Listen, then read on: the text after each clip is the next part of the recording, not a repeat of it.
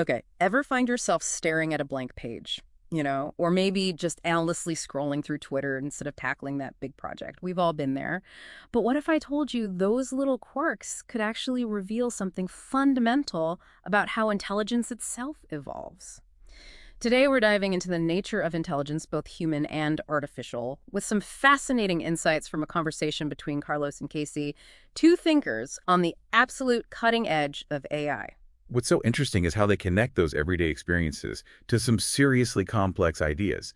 They actually argue that the very limitations of a tweet, forcing us to be clear and concise in 180 characters or less, might be a reflection of how our brains actually prefer to process information. So it's like that old saying, how do you eat an elephant? One bite at a time. Our brains are wired for those bite-sized pieces of information, not the whole elephant at once. Exactly. And this is where the parallels between how our brains work and how AI is developing become really mind-blowing. Carlos argues that early AI, which was based solely on logic, was kind of like our baby teeth, necessary for that initial development, but ultimately not enough for us to really sink our teeth into more complex thinking. Makes sense. Trying to navigate the world with just a basic set of rules is going to lead to some pretty quick roadblocks. Precisely. And this is where the shift to neural networks about a decade ago absolutely revolutionized the field of AI. To understand why this was such a game changer, we need to understand that neural networks are basically complex systems inspired by the structure of the human brain. They're made up of interconnected nodes or neurons that process and transmit information. This allows AI to learn and adapt in a way that's more similar to how humans do, moving beyond just rigid logic to something more intuitive and flexible. This shift also led to a fascinating development, AI's ability to hallucinate. Okay, hold on. Hallucinate, like seeing things that aren't really there. Not exactly. In the world of AI, hallucination refers to the system's ability to fill in gaps in its knowledge with its best guesses. It's about making inferences based on incomplete information, much like we do as humans all the time. So you're saying our brains hallucinate too. We're constantly making assumptions based on limited data. Precisely. Think about how often you've misjudged a situation or misread someone's tone. Our brains are constantly weaving narratives even when we don't have the full picture. A great example of this is a video Casey mentions, where people completely miss seeing a man hiding in plain sight because their brains are so focused on a different narrative playing out in the scene. Yeah, they just don't see him. It's remarkable. This illustrates how our brains prioritize certain information while filtering out others, even when it means missing something right in front of us. And this connects directly back to AI. Just like those viewers who miss the hidden man AI systems can be tripped up by incomplete information, which can lead to those hallucinations we were talking about. So both humans and AI have these moments of, let's call them brain farts. We're both just trying to make the best of what we know, even if it's not always the whole picture. But is this hallucination always a bad thing? Or could it be a key part of how both humans and AI learn and adapt? That's a great question, and it gets to the heart of what makes this whole discussion so fascinating. To really understand this, let's look at a specific example Carlos brings up. He describes a prompt where an AI has to decode a phrase to understand that there are 3 R's in the word strawberries. Okay, that sounds deceptively simple. Exactly.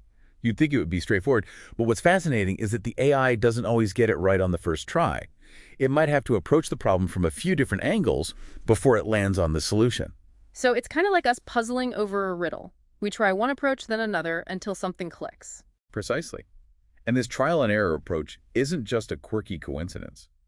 It points to a deeper similarity in how both biological and artificial intelligence tackle complex problems. Right. It's all about constantly adapting and refining our strategies based on the information we have, even if it's incomplete. Which makes me wonder if AI is evolving to reason more like us. Does that mean it experiences the same limitations?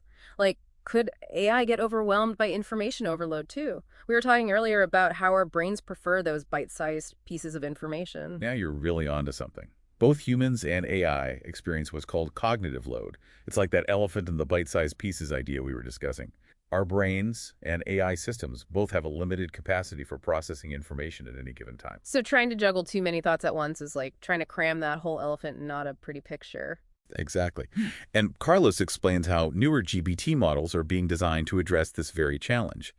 These models utilize chains of thought, breaking down problems into smaller, more manageable steps, much like we do naturally. Right. So it's like AI is learning to make a to-do list, breaking down a complex task into smaller, more digestible chunks. Okay. This step-by-step approach not only reduces cognitive load, but also leads to more accurate and sophisticated reasoning. It's like giving AI the tools to organize its thoughts and tackle those complex problems more effectively. So it's like AI is learning to think more strategically, breaking down those mental marathons into smaller, more manageable sprints. And isn't it wild to think that something as everyday as procrastination, or even those brain fart moments we've all experienced, might actually reflect these deeper evolutionary processes at play? It really puts a new spin on things, doesn't it? It suggests that intelligence isn't just about raw processing power or perfect logic. It's about adaptability, flexibility, and yes, even a little bit of creative guesswork. That hallucination we were talking about. Okay, I have to ask. What did Carlos and Casey have to say about this whole evolution thing? Did they get into the nitty-gritty? They sure did. Yeah. And they made a really interesting point. Just because we don't fully understand how something works doesn't mean there isn't a complex and fascinating process behind it. Carlos used the example of biological systems. We know they're incredibly intricate with layers upon layers of redundancy and complexity that often defy simple explanations. Right. Like we've been saying, you can't just swallow the whole elephant. Exactly. And just as we're constantly discovering new layers of complexity in biology, the same holds true for AI. Trying to reduce these evolving systems to simple explanations to look for that one-size-fits-all answer might not give us the full picture. We might be missing out on crucial insights if we limit our thinking to what we already know. So we need to stay open-minded, embrace the mystery, the unknown as these fields continue to evolve. Absolutely. Carlos and Casey seem to agree that the evolution of both biological and artificial intelligence is an ongoing process full of surprises and unexpected connections. It's like every time we think we have it figured out, a new discovery turns everything on its head and opens up a whole new world of possibilities to explore. Which leads us to a pretty mind-boggling question. If both our brains and AI are constantly evolving, constantly adapting to new information and challenges, what does the future hold? What happens when you have these two powerful forces evolving side by side? It's a question that sparks endless possibilities. As AI systems become increasingly sophisticated in their ability to learn to reason, even to hallucinate, as we were discussing, what impact will this have on our understanding of intelligence itself? Will it change how we define what it means to think? Could it be that by cracking the code of AI's evolutionary journey, we unlock even greater potential in our own thinking? Maybe we discover our brains are capable of even more than we ever imagined. It's an exciting thought, isn't it? And as we delve deeper into the mysteries of intelligence, both human and artificial, we are bound to encounter even more questions than answers. But that's the beauty of a deep dive like this.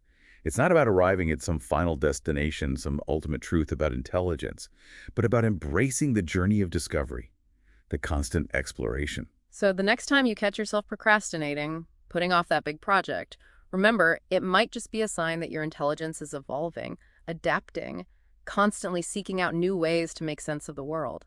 And hey, maybe that brain fart moment, that frustrating inability to recall a name or a fact, is actually the seed of inspiration for a groundbreaking new idea. Those moments of frustration or confusion might hold the key to unlocking new levels of understanding. So embrace those quirks, stay curious, and keep exploring the world of intelligence in all its forms.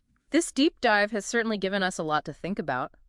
From the way our brains prioritize information to the incredible potential of AI, it's clear that we're just starting to scratch the surface of understanding how intelligence truly works. It's been a fascinating exploration. We've uncovered new questions, sparked new ideas, and gained a deeper appreciation for the incredible complexity and potential of both human and artificial intelligence.